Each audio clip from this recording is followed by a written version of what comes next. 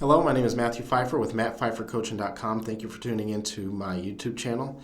Here on my channel, I talk about narcissism. I give people advice on how to deal with their current situation. If you have a question that you would like for me to answer right here on the YouTube channel, you can email me, justaskmatt@mattphifercoaching.com. Again, that is justaskmatt@mattphifercoaching.com. And I will put my email in the description. Make sure you hit the subscribe notification and you also hit the bell notification so you also know when I upload new videos. I upload a new video 5 days a week, so every Monday through Friday you can find different videos. And so with that being said, I'm going to go ahead and read this listener's email, and it goes, I've been with my husband for 11 years. Originally, I stayed with him because he gave me, I'm not going to name the STD, but he passed her an STD. And I have felt like damaged goods. You're never damaged goods. I want to make that very clear. You're never damaged goods. This already smells like someone who has codependent issues, right? Self-love issues, that sort of thing. Part of it because of this, most likely also because of childhood, and is someone that's likely has been put down, right? And this issue started before this STD was passed, because a lot of this behavior that you're going to hear in this email should have never been tolerated, narcissist or not. So the email continues. We now have 2 kids, but things are not what I would like for them to be. He is an alcoholic, but if you ask him, he doesn't have a problem. Notice how she says, if you ask him. Quite often we give, narcissist or not, quite often we give the other person too much of the benefit of the doubt. We have a choice in the matter too, right? There's 2 people in a relationship, and a lot of times, and this is going back to what I was talking about in terms of codependency. We end up giving them, allowing for them to make the decision on the entire relationship when we have decisions that we can make too. She, in situations like this, if she were in my office, I would tell her that she needs to stand in her own truth, right? He can have his own opinion that he doesn't have a problem, but what's her opinion, right? It may not be a problem for him, but if it's a problem for her, then it's a problem. So the email continues. He recently wrecked my daughter's 4-wheeler, causing him to have major road rash. He has also wrecked his car and has done countless other dumb things. I believe he is also a sex addict. This is very true of narcissists. Not only are they typically, a lot of them, I don't want to say typically, a lot of them have a lot of addictions in terms of, and keep in mind I used to be an addictions therapist, so I used to see this type of behavior all the time. So we have an alcoholic addiction. We have now a sex addiction on top of a lot of the other behaviors that, the reckless behaviors that she's also described as well. He thinks I don't love him if we don't have sex. That's not what he really thinks. That's a form of manipulation, right? You don't love me if you don't do what I ask. Well, it goes in reverse as well. So this is going to come up here in a second as well in this email. This weekend he asked me if he needed to get a mistress because I don't enjoy sex with him anymore. Again, manipulation. And most likely, and we're going to discover that a lot of the reason why she's not willing to have sex with him is because of the mistreatment, because of the alcoholism, because narcissists typically do not respect people's boundaries and don't respect people's wishes.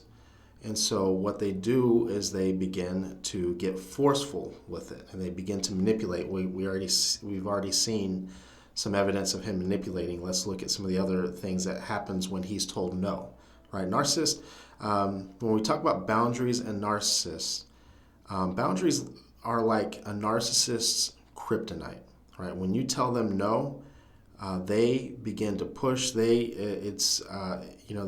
push. They literally can't hear the word no, or they can't hear boundaries, right? So the email continues.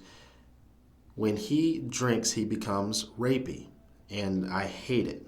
What did I tell you, right? When you tell him no, and I bet you anything. She doesn't say this in the email, but I bet you anything that the next day he probably uses the alcohol as an excuse. Well, I was drunk, I was this, I was, I was up too late, and uses those type of things as an excuse for his bad behavior. I want so badly to be a good role model for my kids. Notice how she brings her kids into this, and she also earlier in the email wanted him to make a decision about his own alcoholism. Little to no time does she discuss or bring up what she wants, right? She was more willing to sacrifice, and this is very indicative of someone who has a lot of codependent tendencies. I've been contemplating divorce for a while. I'm not 100% sure it's the right thing.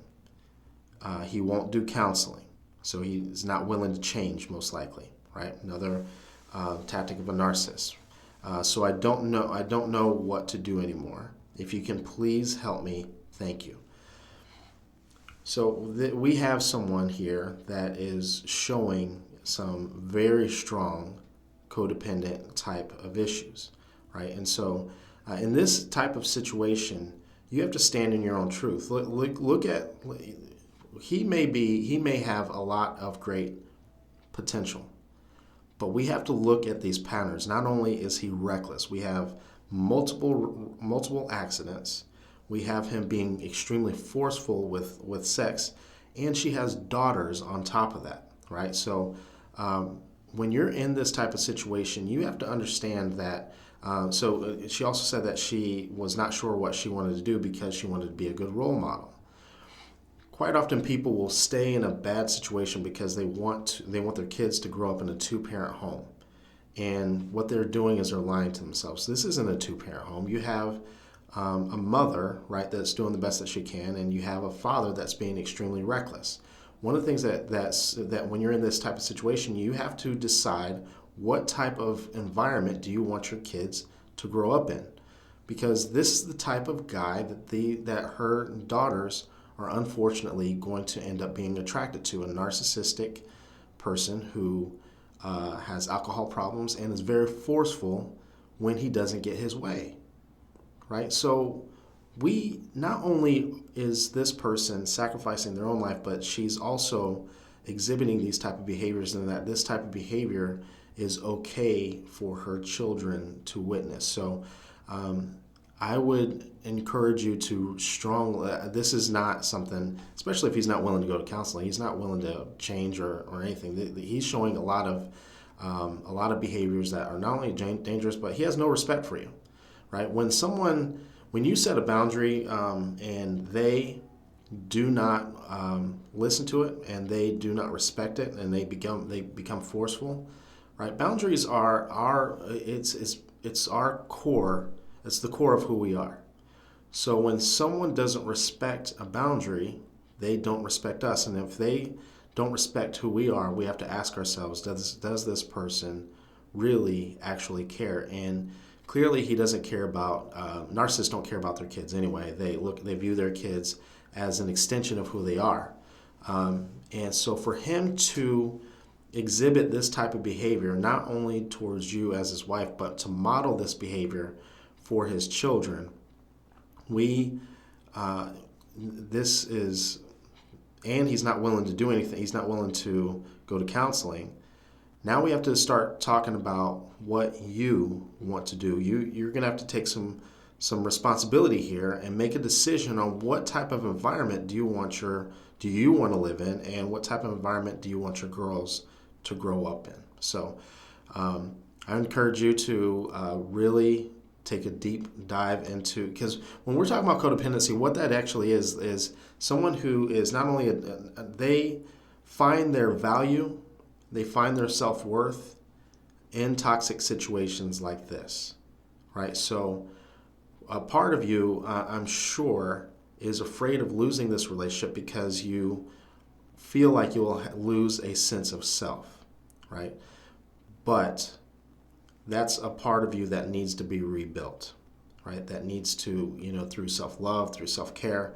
But you need to really take a deep dive into What type of environment do you want to live in, and what type of environment do you want your girls in? This is not a healthy environment for any of you, and he's not going to change, right? He will likely, if you decide that you want to leave, he will likely then decide to do counseling as like a one last ditch effort, but most likely he's not going to really actually follow through with any of the recommendations. And when you go to counseling with narcissists, they typically will triangulate the counselor and get them on their side, or they will blame you. And if the counselor is understanding of what's actually happening and they hold the narcissist's hand to the fire, they'll just hit the eject button. They just won't go, and they'll just say, the counselor sides with you all the time, and I want someone that is more mutual, and they just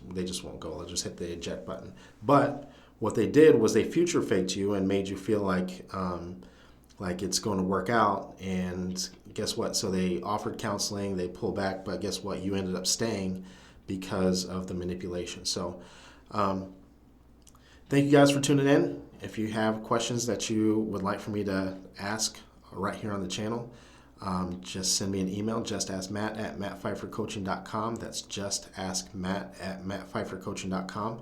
Don't forget you can listen to my podcast, Toxic to Triumph, and that is on all major podcast platforms.